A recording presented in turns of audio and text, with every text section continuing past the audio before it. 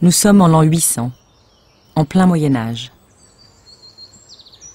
L'Europe vient de vivre des siècles très difficiles. Depuis que l'Empire romain a disparu, le désordre, le chaos se sont installés. Les villes ont perdu la plupart de leurs habitants. La population totale de l'Europe a diminué. Une immense régression.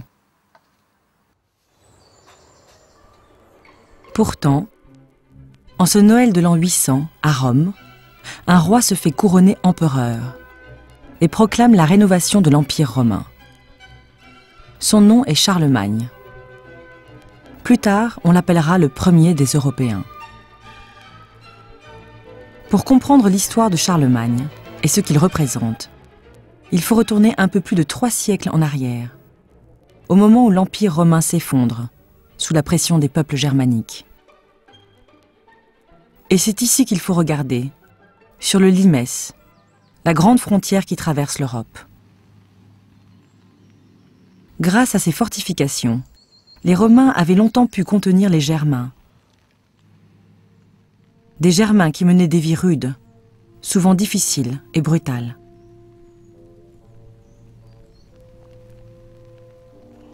Mais dans les années 400, ces fortifications ne purent rien face au déferlement des populations venues de l'Est. Différents peuples germaniques s'installent et prennent le pouvoir dans l'Ancien Empire. De tous ces peuples, il en est un qui va jouer un rôle particulier, les Francs. C'est le peuple dont est issu Charlemagne. Lorsqu'il est couronné roi des Francs, en 768, Charlemagne se retrouve à la tête d'un royaume qui est loin d'être une grande puissance. À cette époque, les grandes forces de pouvoir se situent plus à l'est. L'espace le plus riche, le plus avancé, est l'Empire byzantin. C'est la suite de l'Empire romain qui continue à dominer l'est de la Méditerranée. Cet empire byzantin est confronté à une nouvelle force, l'expansion musulmane. Les Arabes, réunis par une nouvelle religion, l'islam, sont sortis de leur territoire d'origine. Ils contrôlent la majeure partie de la Méditerranée, du Proche-Orient jusqu'en Espagne. L'Europe de l'Ouest, la zone d'influence des Francs, est-elle profondément affaiblie. Elle est minée par les affrontements entre royaumes rivaux. Et c'est surtout un espace qui reste profondément divisé. Dans les anciennes provinces romaines, on parle principalement des langues dérivées du latin, et la religion dominante est le christianisme. Dans les régions plus au nord et à l'est, les populations germaniques ont souvent gardé leurs anciennes traditions et religions. Ici, on adore les esprits, les forces de la nature, les héros mythologiques. Pour les chrétiens, ce sont des païens. Le royaume franc, dont hérite Charlemagne, a pour cœur historique la région entre le Rhin et la Loire. C'est là que les influences romaines et germaniques se sont le plus mélangées. Signe de cette rencontre, les Francs avaient été parmi les premiers Germains à adopter le christianisme, la religion romaine.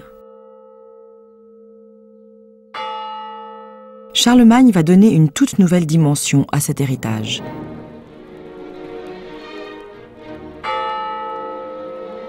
Jeune roi illettré, il va, comme ses ancêtres, se tourner vers l'Église. C'est parmi les religieux qu'il va, une fois adulte, apprendre à lire, découvrir le latin et même le grec. Ces conseillers religieux sont souvent les héritiers de la vieille culture romaine, qui fascine Charlemagne, le descendant de barbares. Cette rencontre avec l'Église va vite devenir alliance avec le pape. À Rome, celui-ci est menacé par les Lombards, installés au nord de l'Italie. Charles vient à son secours, s'avance, prend la couronne de Lombardie. Surtout, il garantit pour le pape un véritable État autour de la ville de Rome. Charles est devenu le bras armé de l'Église.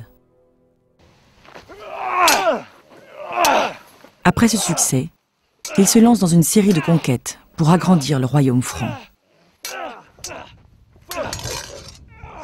Au sud, Charles se porte vers l'Espagne, où dominent les Sarrasins musulmans. Ces expéditions vont connaître un demi-succès, car il doit souvent aussi affronter d'autres peuples, comme les Basques.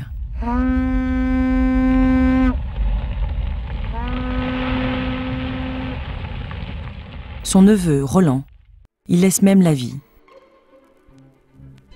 Mais finalement, dans le nord de l'Espagne, il parvient à s'imposer, lançant le début de la reconquête chrétienne. En Méditerranée, les Francs s'emparent de la Corse, de la Sardaigne et des Baléares. Charlemagne se lance alors dans une autre entreprise. Unir, sous son autorité, les peuples germaniques.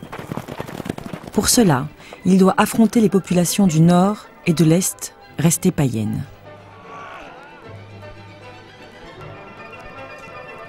En tout, ce ne sont pas moins de 18 expéditions qu'il lance pour soumettre les Bavarois, les Frisons et surtout les Saxons, qui opposent une résistance farouche.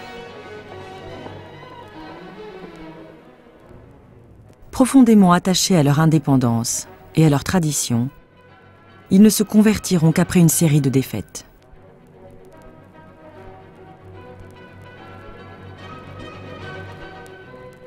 Avec ses conquêtes, Charlemagne est le maître d'un vaste espace. Jamais depuis l'Antiquité, un tel pouvoir ne s'était étendu sur l'Europe.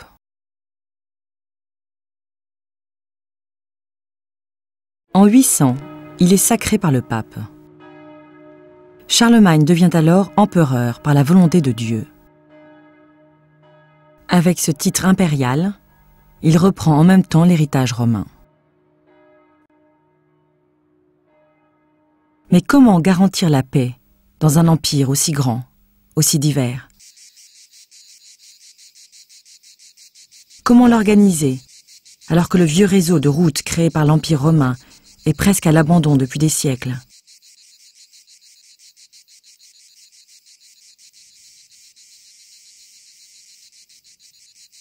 De son palais à Aix-la-Chapelle, Charlemagne essaie de superviser les quelques 300 comtes qu'il a nommés aux 4 coins de son royaume.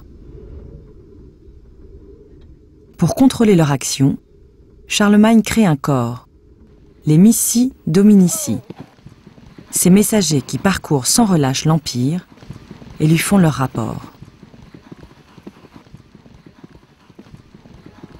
Surtout, il faut éduquer, enseigner la lecture et l'écriture, au moins chez les notables.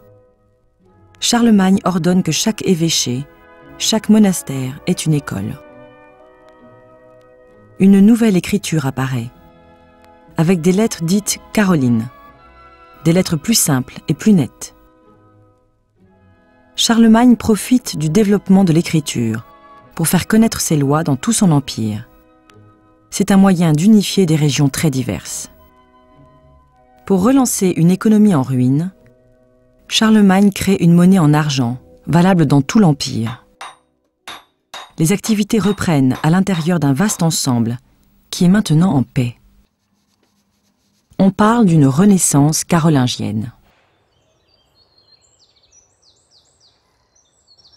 Lorsqu'il meurt, après 42 ans de règne, Charlemagne a accompli une immense œuvre.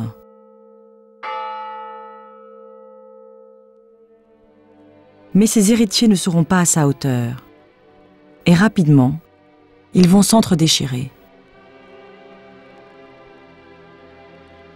En 843, les petits-fils de Charlemagne divisent l'Empire en 3 parties. Les conditions de ce partage sont prévues dans le Sermon de Strasbourg, écrit en 2 langues, celle qui deviendra le français et celle qui deviendra l'allemand.